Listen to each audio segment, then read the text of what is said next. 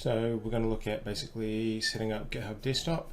So it's recommended you have a GitHub account first, but it's not required. You can set it up from within GitHub Desktop. So we're just going to go to desktop.github.com and download the file. If you download the MSI, the installer, it won't appear in your start menu. So we're going to download the individual version. It's about 110 meg, and then once that's running, run the installer and let the install carry out.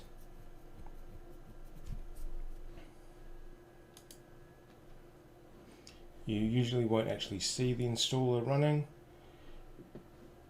but it will sort of run sort of headless behind the scenes. So it'll start up, and by default you probably won't be signed in. So what we're going to do is, if it asks you to sign in, we will do that. Otherwise we'll go to options, click on accounts, and then choose sign in. It'll ask you to go into your browser, so we'll switch over to doing that. And then whichever your GitHub account you're going to use, hit the sign in.